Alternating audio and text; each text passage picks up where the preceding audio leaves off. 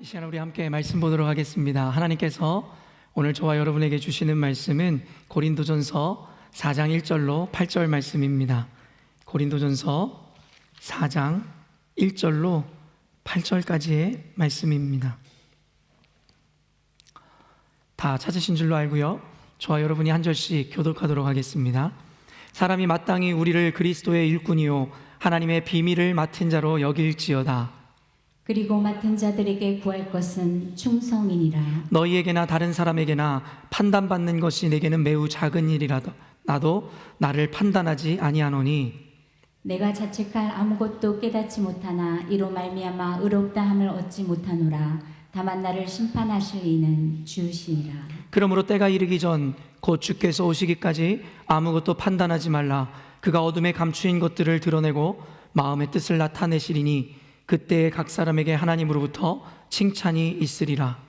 형제들아, 내가 너희를 위하여 이 일에 나와 아볼로를 들어서 본을 보였으니 이는 너희로 하여금 기록된 말씀 밖으로 넘어가지 말라 한 것을 우리에게서 배워 서로 대적하여 교만한 마음을 가지지 말게 하려 함이라. 누가 너를 남달리 구별하였느냐? 내게 있는 것 중에 받지 아니한 것이 무엇이냐? 내가 받았은즉 어찌하여 받지 아니한 것 같이 자랑하느냐? 너희가 이미 배부르며 이미 풍성하며 우리 없이도 왕이 되었도다. 우리가 너희와 함께 왕 노릇하기 위하여 참으로 너희가 왕이 되기를 원하노라. 아멘. 오늘은 지난주까지 마태복음의 산상수훈 말씀을 마치고 이제는 2020년의 마지막 주일 고린도전서 본문 말씀을 통해서 진정한 왕이 되는 삶이라는 제목으로 하나님의 말씀을 여러분과 나누려고 합니다. 이제 여러분들에게 우리 믿음을 담아 이렇게 고백할까요? 예수님이 당신의 유일하신 왕이십니다. 이렇게 인사하도록 하겠습니다.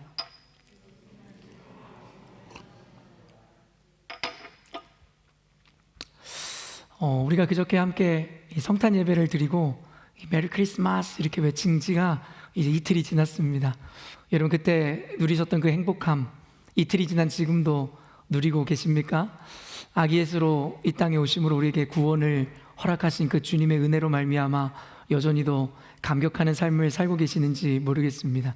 제가 늘 여러분들에게 이야기하지만 믿고 깨닫는 것보다 더 중요한 것이 무엇이냐면 그 믿음대로 깨달음대로 살아내는 것이 더 중요하다는 것입니다. 도리어 성경에서는 알고도 행하지 않는 자들, 알고서도 배교하고 배도한 자들에 대한 심판과 저주에 대해서 더욱더 분명하게 나타내고 있습니다. 그렇기 때문에 성탄을 맞이하여 우리가 아기 예수로 인하여 기쁨을 누리셨다면 이제는 지금도 그 기쁨을 통한 삶으로 여러분이 나가실 때에 하나님께는 영광이며 여러분에게는 하나님의 진정한 축복과 형통함이 임하리라 믿습니다. 그러므로 아기 예수님의 탄생을 기점으로 이제는 그분을 우리의 왕으로 모시는 삶, 그리고 그분이 다스리는 삶을 살기로 결정하신 여러분들이라면 이제는 우리가 마주하는 현실과 우리가 직면한 삶 가운데서도 늘 주님의 인도하심을 받아 주님의 또한 보호하심을 받아 평강과 평안을 누리시는 삶이 되었으면 좋겠습니다. 이제는 우리가 한 해를 마무리해 가고 있습니다. 아까도 이야기했지만 오늘이 2020년에 그 다사다난했던 해 마지막 주일을 우리가 맞이하고 있거든요. 여러분 어떻게 연초에 계획하고 소망했던 일들을 다 이루셨는지 너무나 궁금합니다. 연초에 저마다의 어떤 계획들을 나름 세우셨을 텐데 아마 이쯤에 와서는 연초에 내가 무슨 계획을 세웠는지조차도 잊어버린 분들이 더 많을 것 같다는 생각이 듭니다. 그만큼 어떻게 보면 한 해 동안 우리가 목표했고 소망했던 바를 사실은 기억하지도 못하였고 사실은 노력하지도 못하였고 그를 위해 기도하지도 않았다라는 증거가 되는 것은 아닌지 모르겠습니다. 사랑하는 성도 여러분, 이제 마주하게 되는 2021년은 그러하지 않았으면 좋겠습니다. 제가 늘 여러분들에게 이야기하지만 믿음은 바라는 것들의 실상이요 보지 못하는 것들의 증거라 이야기하였죠. 그리고 또한 여러분들에게 많은 목사님들이 비근하게 이야기하는 것이 무엇이에요? 입을 벌린 만큼 하나님께서 축복하신다는 것이고, 저는 늘 여러분들에게 이야기하지만 그릇을 준비한 만큼 하나님의 기름이 채워진다라 이야기합니다. 여러분 우리가 하나님 앞에 소망한다 이야기하고 계획을 세웠음에도 불구하고 그 계획에 대하여 별로 무게를 두지 아니하고 마음을 쏟지 않는다면 그것은 사실은 믿음의 고백이 아니라, 믿음의 계획이 아니라 그저 형식적인 계획에 불과했을 뿐이라는 것. 그렇기 때문에 하나님께서 그것에 대해 응답해 주실 이유도 없다라는 것. 그렇기 때문에 매해 해왔던 그러한 정도의 소망과 계획이 아니라 2021년에는 여러분들이 정말 하나님이 주신 감동으로 그 마음을 품어 여러분이 끊임없이 간구하고 구하며 소망함으로, 또한 열심으로 나아감으로 이뤄내신 한 해가 되었으면 좋겠습니다. 여러분, 연초에 어떤 계획을 세우셨습니까? 어떤 이들은 이 흔하게들 다이어트의 목표를 세워서 이제는 내가 기름기 있는 건 안 먹어보리라. 그러나 작심삼일 지나지 못하여 무너졌었던 우리 모습. 또 교인이라고 늘 연초마다 성경 일독을 내가 꼭 하리라, 완독하리라. 그러나 여러분, 어디까지 오셨습니까? 1년이 벌써 지났는데 열심히 1년 성경을 일독하기로 결정했었던 그 마음을 지켜내셨는지 모르겠습니다. 제가 좋아하는 여러분들에게 전하는 이야기들 중에 축복을 받는 것보다 쏟아 버리지 않는 게 더 중요하다는 이야기를 한 것을 기억할 것입니다. 항아리가 준비되어 있고 그곳에 아무리 물을 부어도, 만약에 밑 빠진 독이라면 아무리 많은 물을 수고하여 쏟아부어도 다 흘려보낼 수밖에 없으므로 우리에게 남는 게 없다라는 것. 그러므로 제가 늘 강조하는 것이, 하나님 주십시오, 달라고 기도하는 기도보다 사실은 내 그릇을 온전하게 준비하는 그 과정이 더 중요하다는 것입니다. 하나님이 복을 주시면 뭐하게요? 우리가 그것을 다 쏟아버린다면 그 복이 우리에게 아무 의미가 없는 것인데요.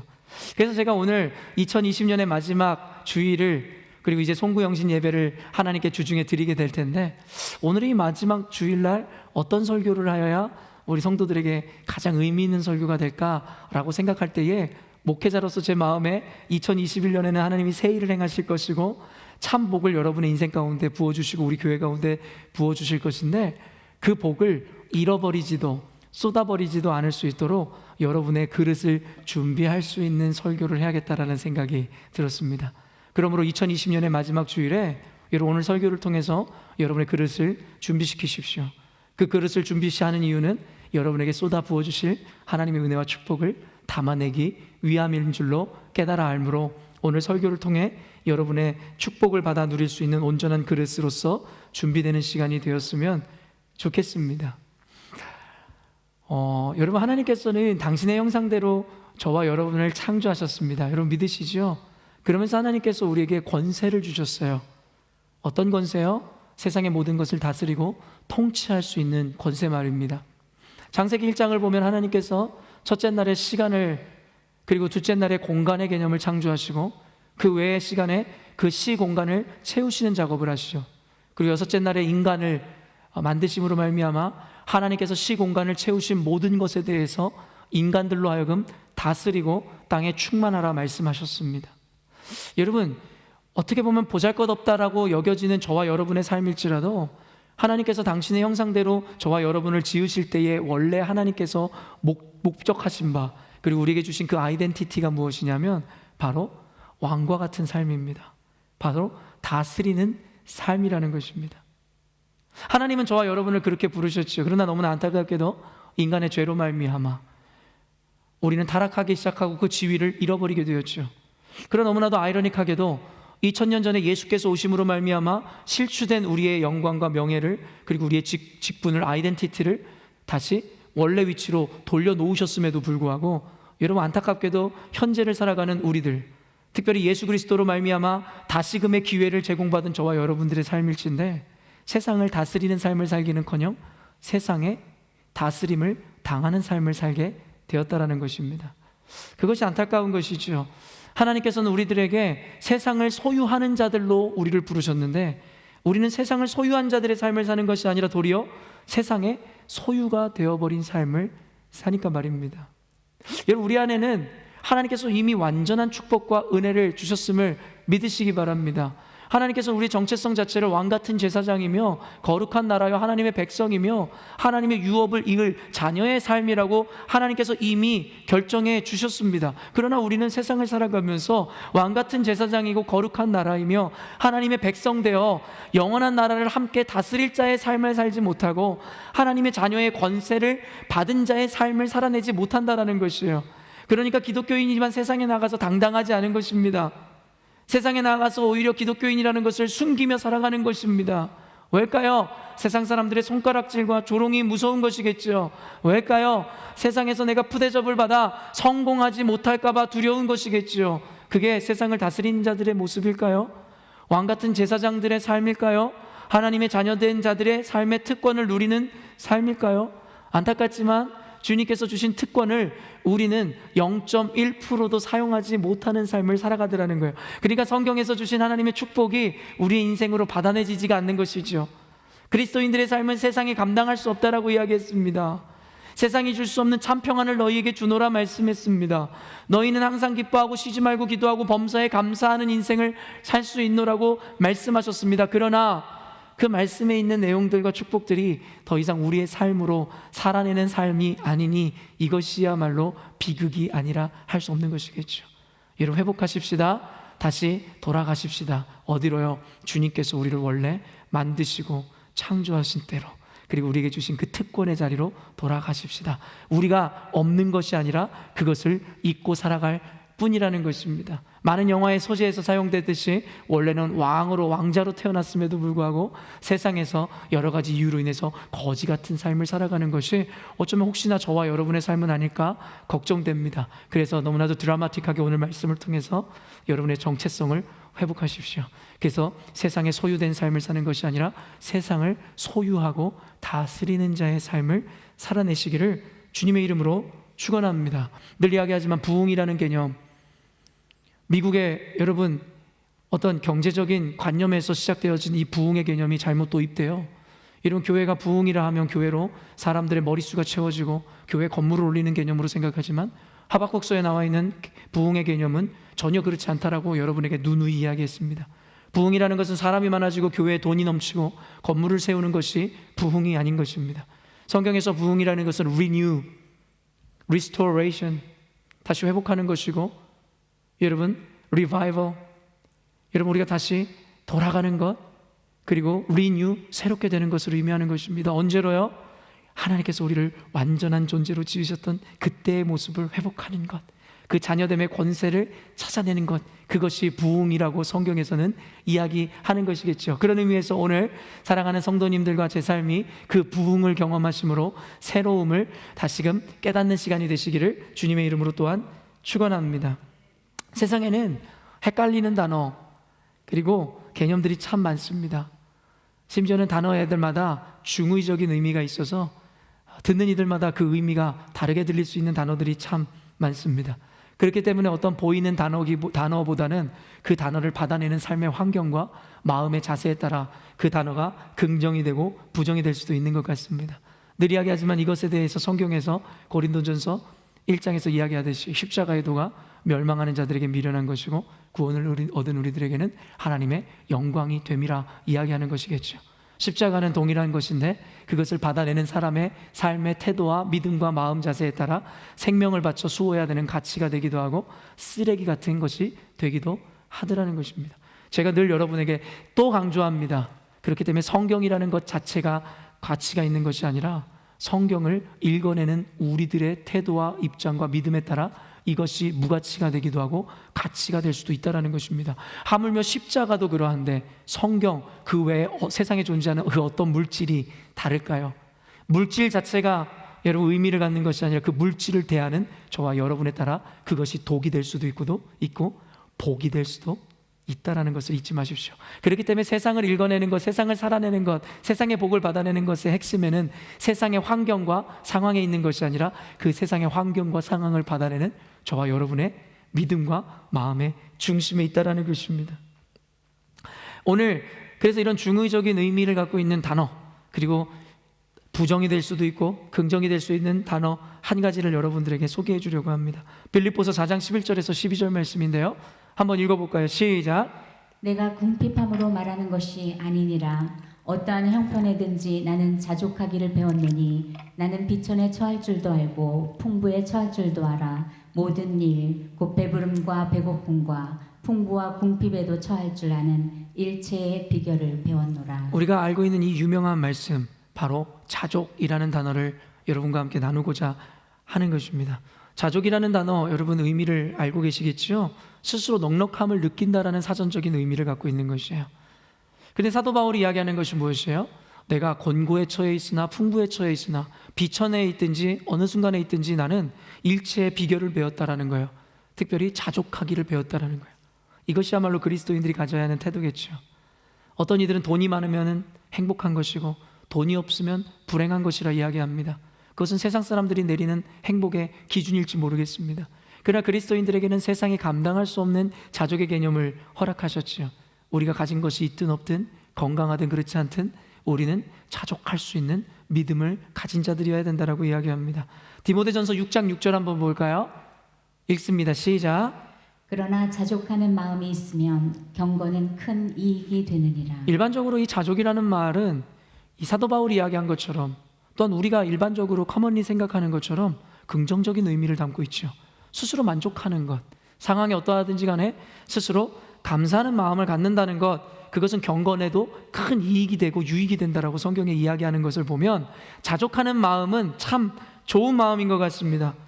그러나 오늘은 이 자족이라는 이 단어 그리고 스스로 만족하는 것에 대해서 긍정적이기보단 부정적으로 받아낸 이들에 대한 이야기를 나누려고 합니다. 그렇다고 해서 오늘의 설교가 부정적인 것을 의미하는 것이 아니라고 이야기하죠. 성경에서는 우리에게 긍정적인 의미를 담은 이야기나 때로는 부정적인 심판을 담은 이야기나 모든 것이 그리스도인들에게는 축복의 말씀이라 이야기했습니다. 왜일까요? 당연하게 축복하시는 긍정적인 메시지는 하나님의 자녀들에게 긍정을 끼치는 말씀이기 때문일 것이고, 그렇지 않고 거짓 선지자들이나 심판에 대한 어떻게 보면 듣기에는 부정적으로 들리는 말씀이라 할지라도 믿는 우리들에겐 그 말씀이 도리어 축복인 이유가 무엇이에요? 하나님께서는 미리 우리에게 말씀하사 우리가 그와 같은 미련한 자들의 자리에 걸어가지 않게 하기 위함이기 때문입니다. 그렇기 때문에 들려지는 메시지로 인해서 긍정과 부정을 나누지 마시고 그 메시지를 다 듣는 저와 여러분이 어떤 존재인지에 대해서 다시 한번 생각해내심으로 모두가 주시는 메시지를 긍정으로 축복으로 받아내시는 은혜가 있기를 바랍니다. 오늘 8절 말씀의 상반절 말씀을 한번 읽어볼까요? 한번 읽어보겠습니다. 시작. 너희가 이미 배부르며 이미 풍성하며 우리 없이도 왕이 되었도다. 고린도 교회의 교인들을 향한 메시지입니다. 너희가 이미 배부르다는 것이에요. 이미 풍성하며 우리가 없음에도 불구하고 너희들은 스스로 왕이 되었노라고 이야기하더라는 것이죠. 말 그대로 자족하는 삶을 살고 있었어요. 고린도 교회 교인들이 말입니다. 근데 뉘앙스를 봐도 이것은 긍정적인 이야기로 들리지가 않는 것 같습니다. 이미 배부르다는 것이에요. 이미 풍성하더라는 것이에요. 이미 삶 가운데 너무나 많은 것이 풍성하게 넘치고 있음으로 말미암아 그들 역시도 넘치는 풍성함으로 인해 만족감을 느끼고 있다라고 이야기하는 거예요. 그래서 스스로가 왕이 되었더라고 이야기합니다. 오늘 고린도전서의 배경이 되어지는 고린도 교회는요, 바로 고린도 지역에 위치하고 있는 교회입니다. 고린도라는 뜻이 뿔이라는 뜻을 가지고 있는데요, 언젠가도 여러분과 나눴던 기억이 있는데 이 펠로폰네소스 반도에 위치한 아가야 주의 수도가 바로 고린도 지역입니다.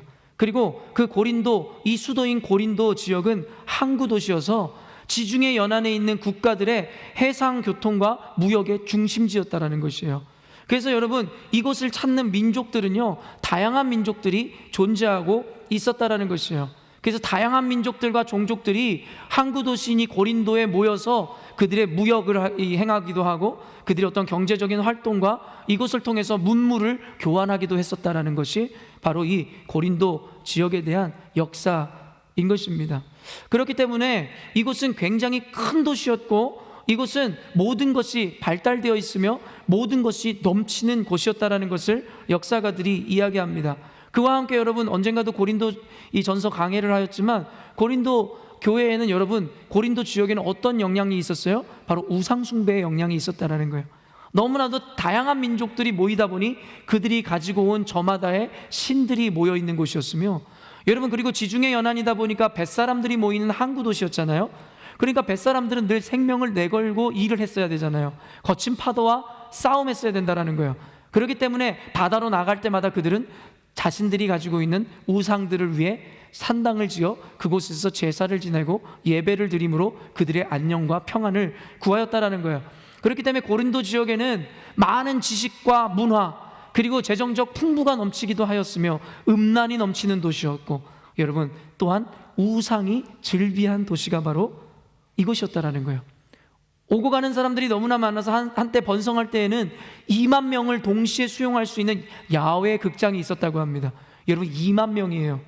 지금도 여러분 정말 큰 축구 경기장을 지어놓은 곳이 5만 명에서 약 7만 명까지 들어가는, 그리고 9만 명까지 들어가는 경기장이 있다라고는 알고 있지만, 여러분 2000년 전에 그 시대의 건축술로 여러분 무려 2만 명이 들어갈 수 있는 야외 극장을 지을 수 있다는 것은 굉장한 기술과 함께 굉장한 인구가 그곳에서 유흥을 즐겼다는 것을 우리들에게 이야기해주고 있는 것이겠죠. 그리고 여러분, 그곳은 음란으로도 유명했었는데, 여러분 어떻습니까? 사랑의 여신이라고 우리가 알고 있는 아프로디테 신전이 그곳에서 가장 유명한 신전이었거든요. 그곳에는 약 1000명의 여사제들이 있었는데, 그 여사제들은 오늘날에 이야기하면 이 창녀와 같은 자들이었습니다. 그들이 이야기하는 이 예배 행위는 무엇이냐면, 음란한 사제들과 함께 성관계를 맺는 것이 그들의 신께 드리는 예배와 제사라고 여겨졌기 때문에 그곳에는 1000명의 여사제들, 창녀들이 있었고, 그 외에도 뱃사람들, 그들의 피로를 풀기 위해서 음란이 성행했던 곳이 그것이었습니다. 그래서 고린도 교회뿐만 아니라 고린도에 있었던 우상 숭배는 오늘날 불신 현대인들에게까지도 아주 회자가 될 만큼 유명합니다. 그래서 여러분들이 이 고린도 지역에 대해서 잘 알고 있죠. 아까도 얘기했지만 고린도 교회, 바로 성경에서 이야기하는 고린도 교회는 어떤 곳이었냐면, 그로 말미암아 수많은 우상들의 잔재가 남아있고 영향을 받았으며 바로 이 음란의 영향을 받았다라는 거예요. 그래서 고린도전서에서 바울 사도가 고린도 교인들을 책망하면서 한 이야기가 무엇이에요? 너희들은 교인이라 이야기하면서도 세상 사람들조차도 하지 않는 음란을 행했다고 이야기하는데, 그 음란이 무엇이에요? 바로 근친상간이었다라는 것입니다. 여러분, 교회가 세워졌어요. 그럼에도 불구하고 그 교회가 존재하고 있는 그 세상이 음란하고 우상숭배가 즐비하다 보니 교회 역시도 영향을 받을 수밖에 없었다라는 것이고, 그렇기 때문에 하나님의 말씀을 섬기노라 이야기하는 교회마저도 근친상간이라는 세상도 하지 않는 음란을 행하기 시작했다라는 것이에요. 오늘날의 교회에까지도 많은 인사이트를 주는 것은 분명합니다. 늘 이야기하지만 여러분, 교회는 강해야 합니다. 21세기를 마주한 교회는 더욱더 담대해야 합니다. 더욱더 타협 없는 신앙을 지켜내야 됩니다. 그 이유가 무엇인지 아십니까? 역사 이래로 지금 21세기와 같이 음란하고 하나님의 법이 무너지고 우상들이 즐비한 시대가 없었기 때문입니다. 21세기 우리가 마주한 현실이 그렇습니다. 이곳에서 우리가 하나님의 말씀을 지키노라 이야기하지만 우리 역시도 21세기 포스트 모더니즘의 세계관에 물들어 있을 수밖에 없는 것이고, 이 세상에 속해 있는 음란함들과 부도덕함과 하나님의 말씀을 무너뜨리려는 곳에서 자유할 수 없다라는 것입니다. 그렇기 때문에 현대 교회 가운데 몰아닥친 것이 바로 인본주의적인 사상이고 유물론적인 세계관이며 혼합주의적이고 다원주의적인 사상이라는 것입니다. 그래서 교회에서 유일하신 하나님을 섬기는 것이 아니라 이제는 어떻습니까? 다른 세계관과 다른 신앙들을 받아내기 시작했으며, 심지어는 죄마저도 용인하고 묵인하는 것이 사랑이라 착각을 가르치기 시작했으며, 하나님의 말씀이 하나님이 주인인 교회가 아니라 인간이 주인 되는 교회를 만들어버렸죠. 그리고 그것이 이상하다 여기지 못할 정도로 우리는 영적인 무감각을 갖게 되었습니다. 이것이 바로 고린도 교회가 취하고 있었던 태도였으며 마주한 현실, 그리고 오늘날 우리도 그와 같은 영향 안에 있는 것이겠죠. 이 고린도 지역은요, 이 바울이 2차 전도 여행 때 비로소 이곳에 도착하게 되는데요, 고린도라는 곳은 아까도 얘기했지만 꽤 큰 지역이었기 때문에 그곳에서 꽤 큰 교회가 세워졌습니다. 그래서 사도 바울은 그 바쁜 일정 가운데서도 고린도 지역에 약 18개월 정도를 머물면서 교회를 개척하고 세워냈습니다. 그러나 문제는 그때 18개월 이후부터 일어나기 시작하는 거예요. 사도 바울이 개척을 하고 교회를 건강하게 세워놓은 이후에 이제는 그의 사명을 감당하기 위해서 전도 여행을 다시금 떠나게 되면서 그곳에 아볼로라는 여러분 리더를 세워놓게 되죠. 그러나 고린도 전서를 읽어보신 분들은 알겠지만 고린도 교회에는 여지없이 아까도 이야기한 세상의 세속주의와 그리고 음란함들이 물려와서 교회 안에 근친상간의 음란함들과 그리고 또 우상숭배들이 넘치게 되었고, 또한 우리가 잘 알고 있는 것이 무엇이에요? 바로 당을 지어 분열되어지는 현상들이 일어나기 시작했다는 것입니다. 저마다 어떤 이들은 바울에게 속한 자라, 어떤 이들은 아볼로에게 속한 자라, 어떤 이들은 게바에게 속한 자라 베드로를 의미하는 것이죠. 어떤 이들은 그리스도에게 속한 자라고 이야기하며 당을 지어 한 몸인 예수 그리스도의 몸인 교회를 찢어내기 시작했다라는 것이에요. 그래서 고린도전서 12장에는 머리를 그리스도로 한 우리는 각 몸의 지체라는 이야기를 하므로 너희들이 그리스도의 몸을 찢어낼 수 없으며 나눌 수 없다라고 이야기하고 있는 것입니다. 고린도 교회에서 일어났던 것이 현대 우리 교회 가운데 21세기 교회 가운데 일어나는 일들이라고 여러분에게 이야기했으며, 그 교회의 비극과 아픔을 막아내기 위해서는 고린도 교회에서 어떠한 일들이 있었고 어떠한 가르침이 있었는지를 사도 바울의 서신서를 통해서 우리가 배워갈 때에 현대 교회가 마주하게 되어 있는 이 비참한 현실들을 이겨낼 수 있게 되는 것입니다. 여러분, 교회가 분열로 인해서 아파합니다. 우리 교회뿐만의 이야기가 아니라 시드니에 있는 교회들의 이야기뿐만 아니라 전 세계에 있는 교회가 그러합니다. 한국 교회가 더 심합니다. 이런 분열하는 것은 주님께서 원하시는 일이 아니라고 성경은 분명하게 이야기했습니다. 그래서 교회는 하나 되어야 됩니다. 그런데 우리가 착각하고 있는 것이 있어요. 각자가 진영의 논리에 빠져서 각자에게 흡수되어지고 각자의 의견에 하나 되는 것을 원하는 것이 아니라, 고린도전서 12장과 로마서 12장에서 이야기하고자 했던 바울 사도의 이야기가 무엇이에요? 예수 그리스도를 머리로 한 것이라는 것이죠. 바로 하나님의 말씀이 중심이 되어야 된다는 것을 이야기하는 것입니다. 그렇기 때문에 현대 교회의 분열을 막기 위해서는 교회에 하나님의 말씀이 우뚝 서서 기준이 되어야 된다는 것이죠. 그래서 고린도 교회의 문제는 현대 교회에도 좋은 답을 제시하고 있는 모델이 되기도 하더라는 것입니다. 방금 여러분과 이렇게 나누었던 이야기들로 인해서 고린도 교회는요, 특별히 고린도 교회의 교인들은요, 바로 교만이 자리 잡고 있었습니다. 아까도 이야기했던 자족의 마음이 있었습니다. 근데 그 자족의 마음은 사도 바울이 이야기하는 그 자족이 아니라 스스로 넘침으로 인한 교만의 자족이었습니다. 그들에게는 많은 학문과 철학이 성행하였습니다. 많은 지식이 있었고요. 그리고 우상숭배가 절묘한 조화를 이루어 지식과 우상숭배가 합쳐져서 가장 강력한 복음의 대항마로 자리 잡고 있었습니다. 우리가 똑똑한 거요, 지식을 추구하는 거요, 이것이 교회를 무너뜨릴 수 있다는 것을 상징하죠. 하나님 아닌 다른 것을 우상으로 삼는 거요, 내 자아가 되었든 내 가족이 되었든 내 인생의 그 어떤 것이 되었든 그것이 이 교회 안으로 들어옴으로 말미암아 교회는 하나님을 적대하는 일들이 된다라고 이야기하더라는 것입니다. 여러분, 고대 사회, 아니 2000년 전에 초대교회를 가장 괴롭혔었던 이단 사상가들이, 이단이 누구라고 얘기했었죠? 바로 오늘날의 신천지와 같이 영지주의자들이 그랬다는 거예요. 근데 고대 사회에 여러분, 이단자들이 그들이 내거는 기치가 있었어요. 무엇이냐면 스스로 의롭다는 것입니다. 스스로 특별한 지식을 갖고 있다라는 것입니다. 자신이 우월한 존재라고 이야기하더라는 것이 바로 그것이 이단들의 특징입니다. 늘 자기 기만을 함으로 자기 만족에 빠져있고 자신을 의롭고 똑똑한 존재라 이야기합니다. 그래서 그런 이들이 교회로 들어오면 하나님의 말씀을 배워 스스로를 낮추고 하나님의 말씀에 순종하려 하기보다는 하나님의 말씀의 판단자가 되고 하나님의 말씀을 자신의 관념과 감정과 발 아래 두려 한다라는 것입니다. 이것이 고대로부터 지금까지 이단들의 특징이었습니다. 그리고 여러분, 그들의 교만의 근거에 자리 잡고 있었던 것이 무엇이냐면 바로 그들이 가졌던 풍요로움, 넘치는 지식이었다라는 것입니다. 교만이라는 것의 사전적 단어가 이 의미가 무엇이에요? 세상말로 하면 잘난 체하며 겸손하지 않고 방자히 행하는 자들, 자신의 능력을 과시하며 자기를 최고로 자랑하는 자들을 교만이라고 세상의 사전은 이야기합니다. 그러나 교회 안에서의 교만은 조금 더 다른 의미를 갖고 있습니다. 무엇이냐면 성경에서의 교만은 하나님의 은혜와 도우심을 부인하는 최고의 범죄 행위로 간주된다.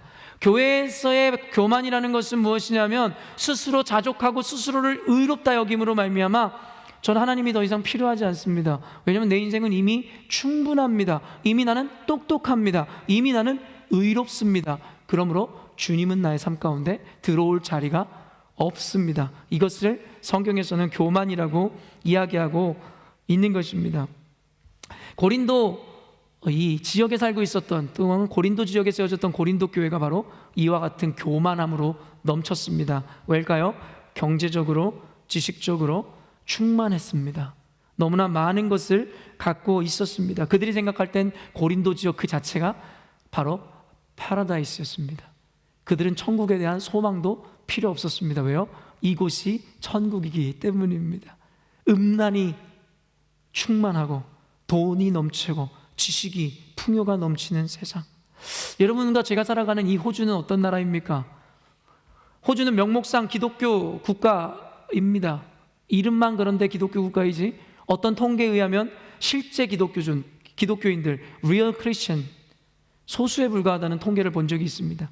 그것이 얼마나 정확한 서베이고 통계인지에 대해서 저는 잘 모르겠습니다. 그러나 많은 학자들이나 목회자들이 호주 교회를 바라보면서 호주를 바라보면서 느끼는 감정은 동일합니다. 저들은 스스로가 기독교 국가라고 이야기하지만 진짜 기독교인들은 존재하지 않는다. 왜일까요? 교회 나가질 않아요. 예배하질 않습니다. 그리고 헌신하지 않습니다. 희생하지 않습니다. 복음을 전하지도 않습니다. 그들은 스스로 크리스찬이라는 자부심만 갖고 있고 크리스찬이라 이야기하지만 크리스찬으로서 맺어야 하는 그 어떤 열매도 맺는 삶을 살고 있지 않습니다.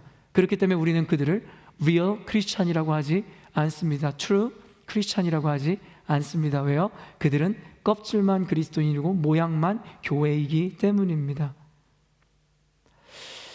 어떤 목회자가 제가 약 15년 전에 호주를 찾았을 때 저에게 그런 이야기를 했습니다.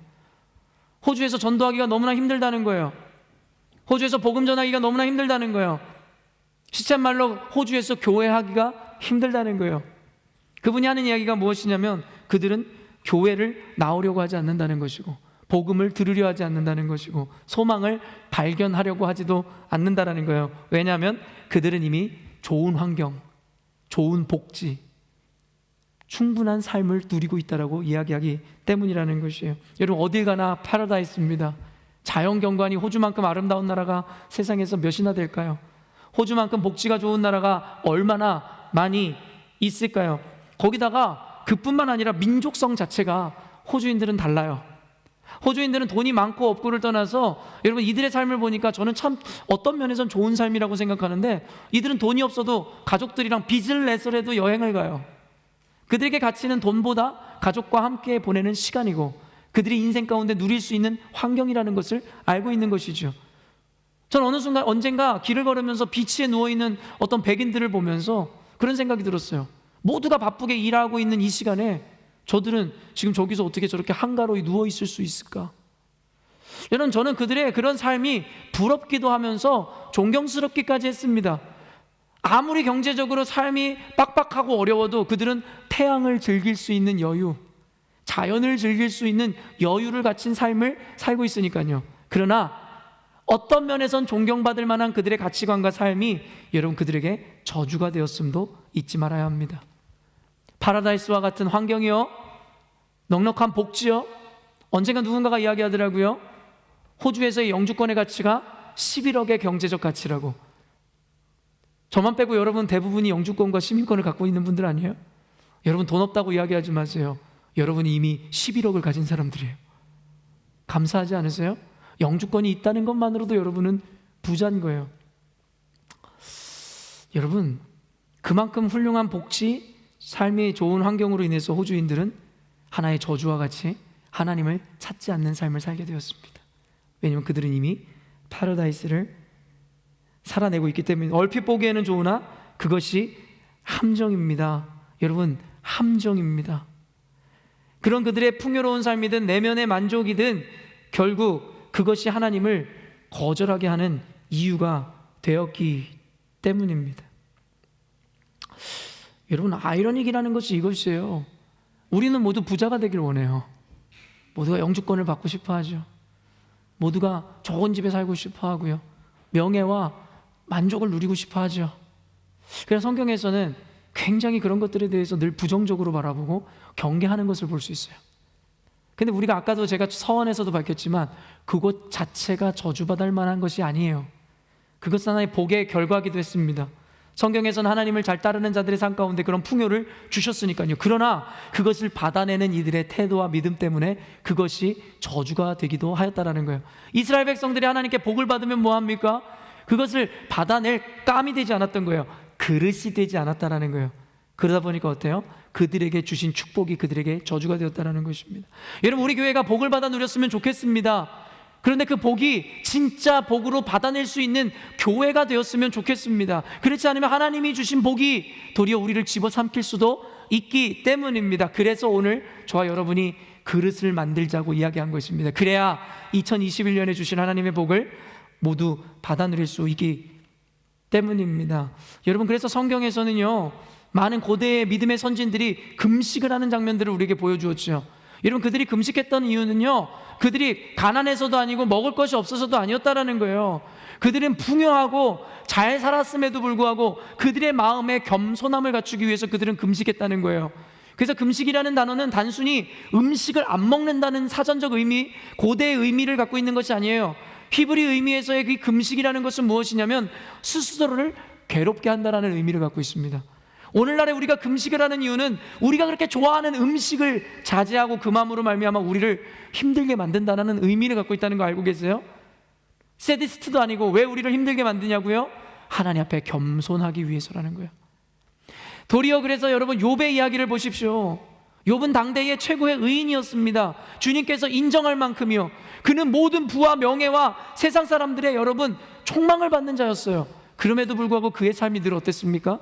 하루마다 혹시나 지은 죄가 있을까요? 자녀들을 다 모아놓고 하나님께 늘 예배를 드리고 하나님께 회개하는 삶을 살았다라는 거예요.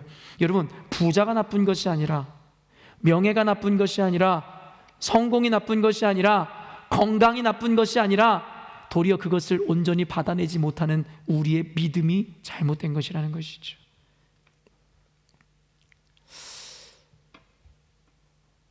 마태복음 19장 24절 한번 보도록 하겠습니다. 함께 읽을게요. 시작. 다시 너희에게 말하노니 낙타가 바늘귀로 들어가는 것이 부자가 하나님의 나라에 들어가는 것보다 쉬우니라. 제 설교를 잘못 들으시면 여러분이 오해하실 수 있는데, 저는 기복을 반대하지 않아요. 기복주의를 반대하는 것입니다. 저는 진영을 부정하지 않아요. 진영, 논리를 부정하는 것입니다. 저는 인간을 중요하게 생각하는 그 휴머니즘 자체를 부정하는 것이 아니에요. 인본주의를 부정하는 것입니다. 어떤 이들은 그래서 목사님이 섬기고 목양하는 교회 가면 우리는 복도 못 받고 맨날 지질이 힘들고 궁상으로 살고 맨날 좁은 길 십자가에 매면 길만 걸어가다가 우리는 언제 맛있는 거 좋은 것도 못 먹어보고 살아가는 거 아니야? 그렇지 않습니다. 여러분, 성경에서도 우리는 하나님의 말씀에 좌로나 우로나 치우치지 않는 삶을 살며 하나님이 복을 주시고 우리에게 늘 함께 하시고 형통케 하신다 이야기했어요. 저도 복을 추구합니다. 저도 잘 살았으면 좋겠어요. 저는 목회자지만 부자가 됐으면 좋겠습니다. 할 수만 있다면 저도 건강한 삶을 죽을 때까지 누리고 싶습니다. 그것이 뭐가 잘못됐습니까? 하나님, 우리가 부족함 없는 재정으로 우리 가정이 채워지게 하시고 자녀들이 늘 건강하게 하시고 우리 자녀들 좋은 대학 갈 수 있도록 하나님 지혜 주시고, 여러분 그렇게 기도하는 것이 왜 틀렸습니까? 틀리지 않았다라는 거예요. 그러나 중요한 것은 그 기도가 틀린 것이 아니라, 그 바램과 소망이 틀린 것이 아니라, 그것이 우상화되어 버린 우리의 믿음과 삶이 틀렸다는 거예요. 방금 여러분과 읽은 마태복음 19장 24절을 읽으면서 많은 사람들이 부자를 경멸해요. 여러분, 근데 이 자본주의의 폐해가 무엇이냐면 세상이 부자들을 악마로 만들어가요. 여러분, 영화 같은 거 보세요. 매체들을 보세요. 부자들을 어떻게든 잡아먹으려고 하죠. 부자들은 모두 악인으로 여러분 영화에서 소재로 삼잖아요. 부자들은 그들이 부를 가지고 세상을 주무르고 세상에서 악을 행하고 나쁜 짓만, 여러분 그것이 바로 세상이 만들어 놓은 프레임입니다. 그리고 여지없이 우리는 그것에 속아 넘어가죠. 이런 부자들이 좋은 일 더 많이 합니다. 죄송하지만 좋은 일을 하려면 돈이 있어야지 구제도 할 수 있지 않습니까? 이런 부자는 악한 것에 여러분 근본적인 기준이 아니에요. 성경에서 이 이야기를 통해서 그리스도인들도 목회자들에게 가난을 자꾸 요구해요. 자기들은 좋은 차, 좋은 집 살고 싶으면서 목회자들은 가난해야 된다는 거예요. 그런 개념이 성경에 어디 있습니까? 본인들이 스스로 만들어낸 그 프레임으로 말미암아 목회자들의 인생을 옥죄이려고 하고 스스로의 인생을 옥죄하려고 해요. 그리스도인 여러분, 부자 되십시오. 왜 가난한 것이 신앙이고 가난한 것이 믿음이라고 생각하십니까? 성경에서 그런 얘기 한 적이 없는데요. 다만 부자냐 가난하냐가 우리 삶의 행복의 기준이 되지는 말아야겠죠. 그것이 우리의 믿음의 결과인 것은 아니어야겠죠. 여러분, 방금도 이야기한 인용한 이 말씀에서도 부자가 하나님의 나라에 들어갈 수 없다라고 이야기했습니까? 아니요. 부자가 천국에 들어가는 것이 낙타가 바늘길을 통과하는 것보다 어렵다라고 이야기한 것뿐이에요. 부자는 천국에 못 가가 아니라 부자는 천국에 가기 어렵다라는 논리를 우리들에게 이야기하죠. 그리고 그 이유는 무엇이냐면 그가 부자여서가 아니라 그가 가진 부요함 때문에 그가 겸손함을 잃어버리기 때문이라는 것이고요.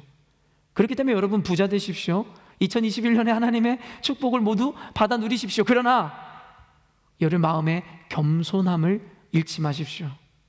그렇다면 하나님 앞에 하나님이 당신의 축복을 쏟아 부어 주시지 않을 이유가 없다라는 것입니다. 부자든지 가난한지가 중요한 것이 아니라 그 가운데서 늘 주님 앞에 겸손함과 갈망을 잃어버리지 않는 삶을 사는 게 중요하다는 거예요.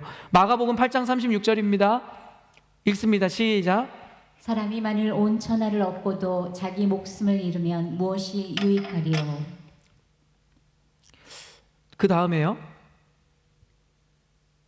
네, 그 다음 말씀이 사람이 뭐냐면 무엇을 주고 자기 목숨과 바꾸겠느냐? 맞습니다. 여러분, 우리가 추구하고 지향하는 것은 대부분 그리스도인들마저도 세상에서의 돈, 명예, 성공, 여러분 대부분 다 이런 것인 것이 안타까울 뿐이라는 거예요.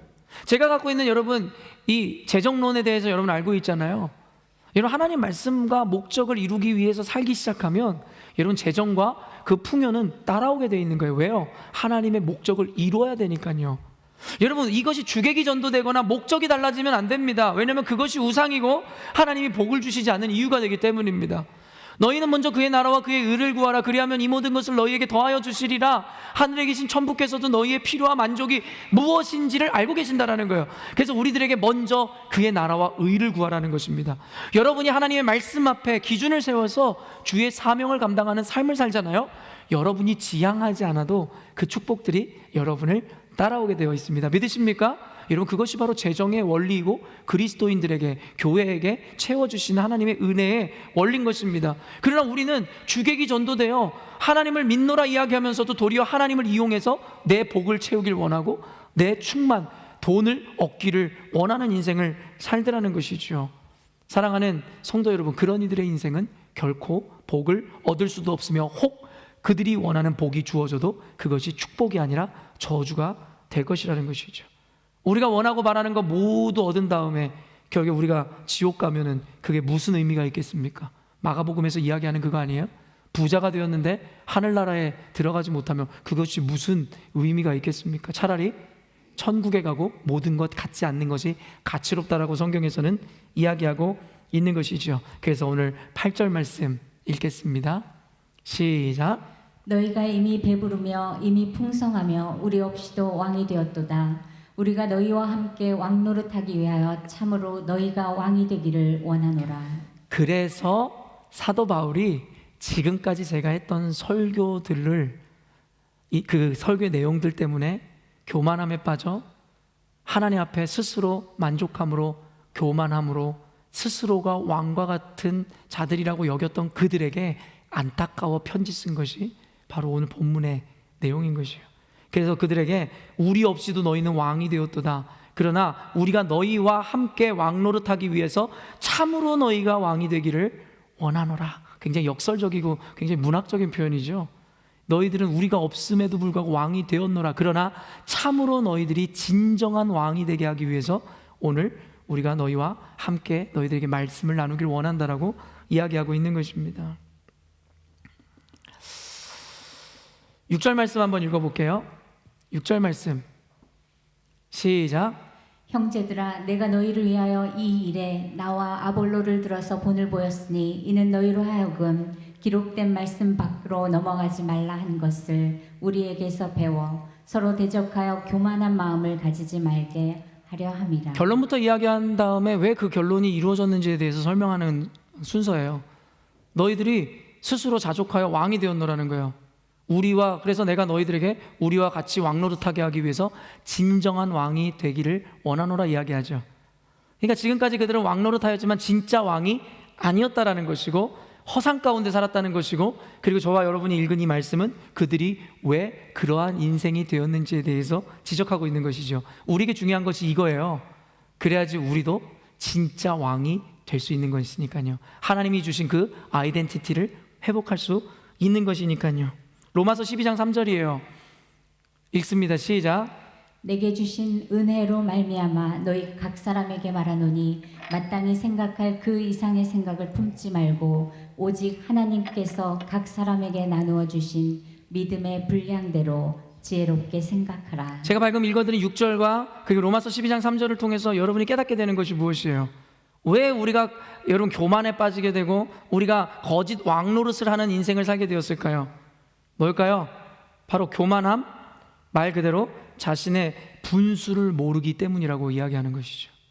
믿음의 분량대로 지혜롭게 살아야 할진데 생각할 그 이상의 생각을 품는다고 이야기하는 거예요.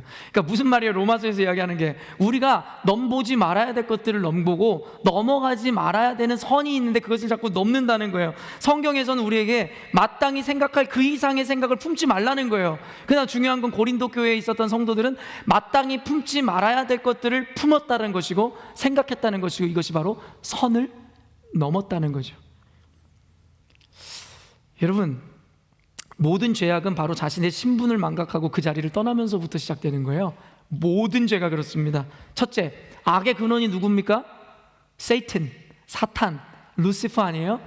루시퍼의 기원이 무엇이에요? 여러분, 그는 원래 천사장이었다라고 우리가 비근하게 이야기하잖아요. 그런데 그가 천사장으로서도 이미 영광과 많은 가치를 누리고 있었다고요. 그런데 어때요? 어느 날 하나님께 돌려지는 그 찬송이, 그 영광이 배가 아픈 거예요. 그래서 넘지 말아야 되는 선을 넘기로 결정함으로 타락하여 사탄이 되는 것입니다. 그러면서 끊임없이 우리들도 그와 같은 자리에 가게 하기 위해서 유혹하는 것이요. 사탄이 그랬어요. 자신의 선을 넘은 거죠. 그리고 여러분, 인류의 첫 죄악이 어디에서 이루어지죠? 아담과 하와. 그들이 했던 죄가 무엇입니까? 바로 넘지 말아야 되는 선을 넘은 거예요.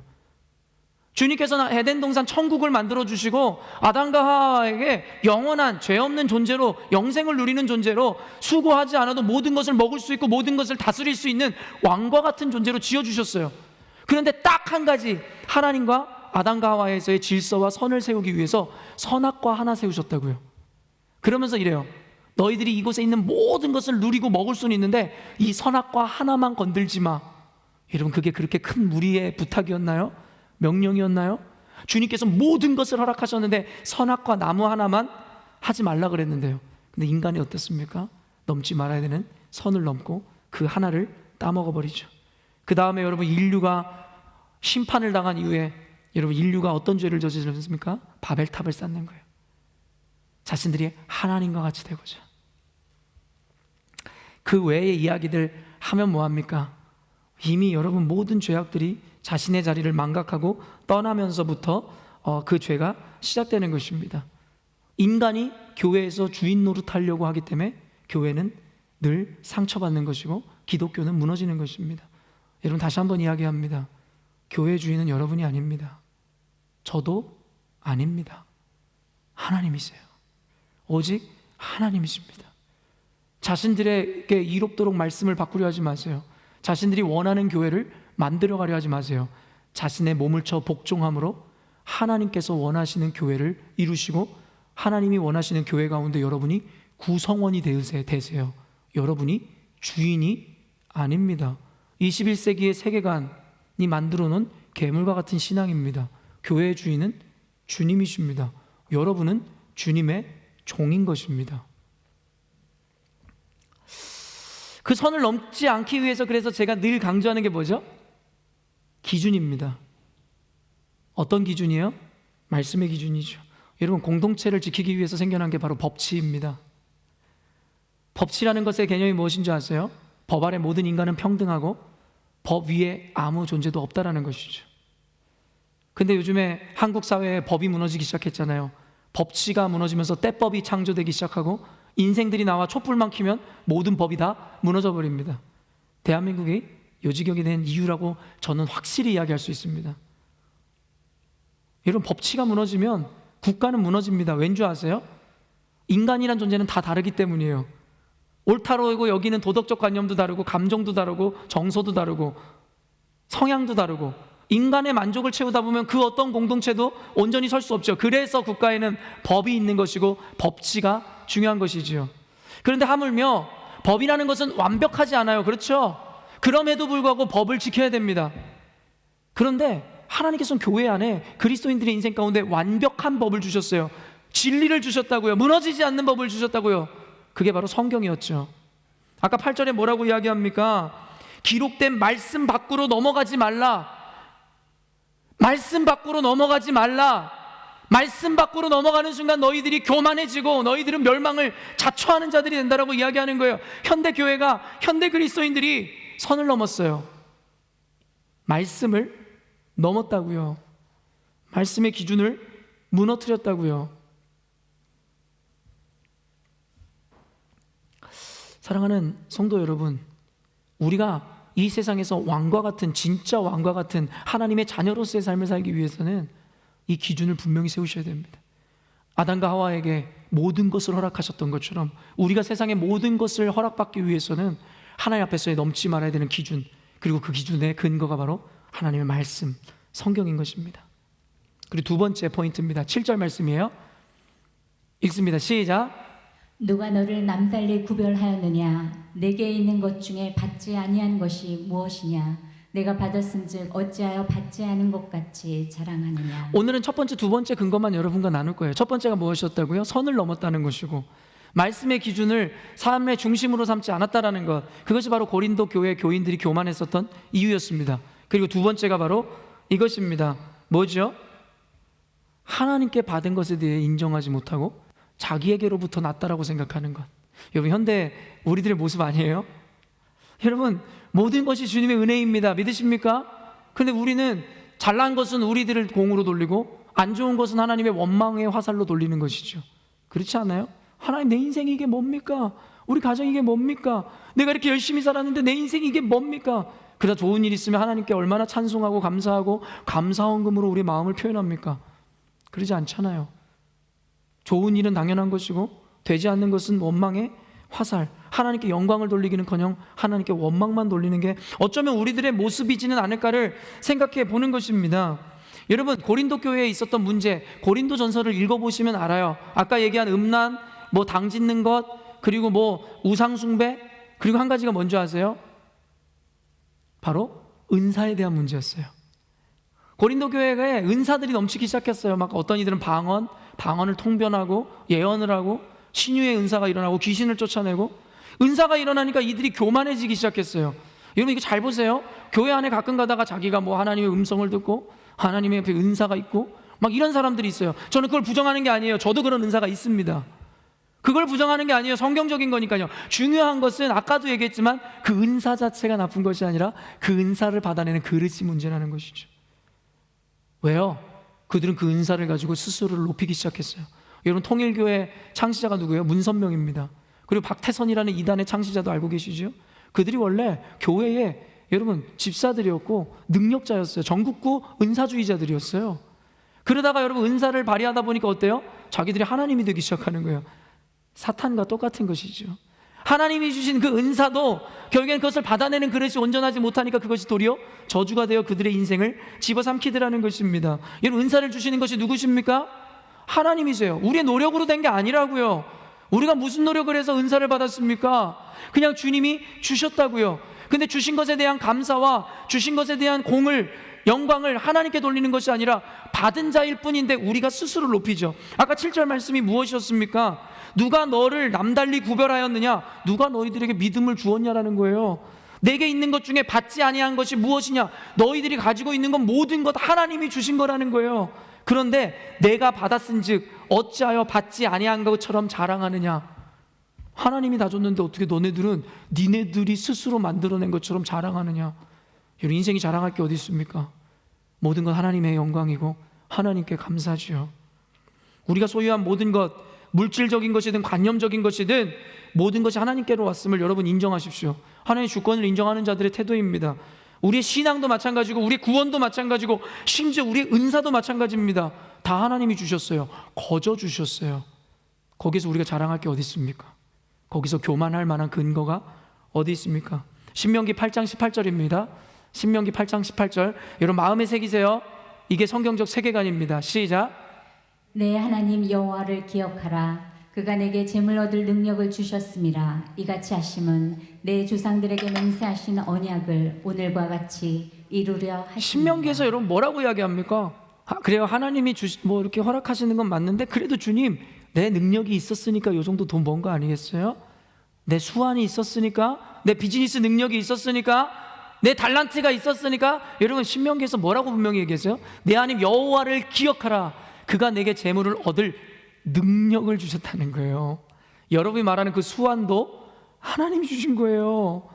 여러분이 마주한 그 환경도요 하나님이 주신 거예요.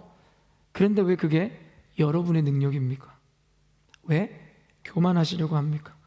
고린도전서 12장 7절에서 10절 말씀인데 이건 제가 읽어드릴게요. 각 사람에게 성령을 나타내시면 유익하게 하려 하심이라. 어떤 사람에게는 성령으로 말미암아 지혜의 말씀을, 어떤 사람에게는 같은 성령을 따라 지식의 말씀을, 다른 사람에게는 같은 성령으로 믿음을, 어떤 사람에게는 한 성령으로 병 고치는 은사를, 어떤 사람에게는 능력 행함을, 어떤 사람에게는 예언함을, 어떤 사람에게는 영들 분별함을, 다른 사람에게는 각종 방언 말함을, 어떤 사람에게는 방언을 통역함을 주시나니 이 모든 일은 같은 한 성령이 행하사 그의 뜻대로 각 사람에게 나누어 주시는 것이라. 여러분을 위해서 주신 게 아니라고요? 여러분이 잘해서 얻은 게 어디 있습니까? 마지막으로 이사야 44장 21절 읽습니다. 시작. 야곱아 이스라엘아 이 일을 기억하라. 너는 내 종이니라. 내가 너를 지었으니 너는 내 종이니라. 이스라엘아 너는 나에게 잊혀지지 아니하리라. 어떤 분들은 내 종이라는 말 때문에 기분 나쁠지 모르겠어요. 종이라고 하면 부정적이고 기분 나쁘니까요. 그러나 아까도 얘기했지만 중의적인 의미에서 종은요, 성경에서의 종은 나쁜 의미가 아닙니다. 우리가 하나님의 소유고 하나님의 종입니다. 그래서 바울 사도는 늘 우리에게 이야기하는 거예요. 우리에게 그리스도의 종이 되라 이야기하는 것이죠. 아담과 하와가 하나님의 소유되었을 때 그들은 왕이 될 수 있었고 전체를 다스릴 수 있는 자가 되었던 것이에요. 하나님을 벗어나는 순간 그들은 세상에서 여기 치이고 저기 치이는 존재가 되는 것이죠. 여러분 우리는 그리스도의 종입니다. 종은 그 어떤 소유도 스스로의 것이라고 자부하지 않습니다. 모두 주인의 것이고 우리는 주인의 것을 맡은 자로서의 사명을 감당할 뿐입니다. 사랑하는 열린목교회 성도 여러분, 저 여러분에게 주신 모든 것이 다 하나님의 은혜입니다. 그래서 솔로몬 왕이 그런 고백을 합니다. 우리가 바라고 원하는 모든 부와 명예와 권력과 권세를 지었던 솔로몬 왕이 그의 말년에 이런 고백을 하죠. 전도서에서 헛되고 헛되고 헛되다. 그러면서 그가 후세들에게 남긴 말이 뭔지 아세요? 내가 모든 것을 누려보고 너희들이 바라는 거 모든 거 해봤는데 헛된데 너희들 이것만 기억해. 해 아래 모든 것이 헛되다. 그런데 너희들이 젊은 날에 창조주를 기억하라. 전도서의 핵심 말씀이시죠. 너희 젊은 날에 창조주를 기억하라. 여기 참여한 청년 여러분 잘 들으십시오. 젊은 날에 창조주를 기억함으로 솔로몬이 바라고 원했던 것을 이뤄냄으로 말미암아 패가 망신하지 마십시오. 아까도 이야기했지만 성공하십시오. 그러나 그 성공의 중심에는, 근거에는 하나님의 영광이 있어야 하며 오직 주님에 대한 높임이 있어야 됩니다. 창조주를 기억하지 못하고 그 모든 것이 우리의 주인이 되는 순간 우리는 모든 것을 소유한 자가 아니라 우리가 소유할 것들에 대한 소유가 되는 것입니다. 바로 세상의 주인 노릇하는 것이 아니라 세상의 종 노릇하게 된다라는 것입니다. 결론을 맺도록 하겠습니다. 우리가 우리를 지으신 분이 누구신지를 기억하고 우리가 소유한 모든 것이 그로 말미암아 주어진다는 것을 알고 인정한다면 우리는 결코 교만한 자의 자리에 설 수 없을 것입니다. 우리 스스로 만든 것도 얻은 것도 아니기 때문입니다. 그때 비로소 하나님이 주신 축복을 축복 그대로 받아낼 수 있는 그릇이 되는 것입니다. 성경은 우리로 하여금 망각에서 벗어나 다시금 진리를 붙잡도록 인도합니다. 우리가 스스로의 착각에서 벗어나 성경의 가르침을 따라 나아갈 때 우리가 진정한 왕으로서의 삶을 누리게 될 것이라고 이야기하는 것입니다. 다시 한번 이야기합니다. 저와 여러분은 왕 같은 제사장이며 하나님의 자녀, 영생을 유업으로 이을 자들입니다. 전능하신 하나님이 우리 아버지십니다. 우리는 세상 따위의 종로로 탈 자들이 아닙니다. 세상의 철학이나 세계관에 함몰될 자들이 아닙니다. 도리어 세상을 바꿀 자들이고 어둠의 빛을 비출 자들이며 세상의 세계관을 성경적 세계관으로 바꿀 자들입니다. 세상의 원리를 성경의 기준으로 바꿀 자들입니다. 사랑하는 성도 여러분, 정체성을 분명히 하십시오. 여러분은 왕이 될 자들입니다. 왕이 되되 진정한 왕이 되어짐으로 말미암아 하나님의 능력을 소유하여 세상에 묶임 바 되는 것이 아니라 세상 가운데 자유를 선포하는 여러분 되시기를 주님의 이름으로 축원합니다. 기도하겠습니다.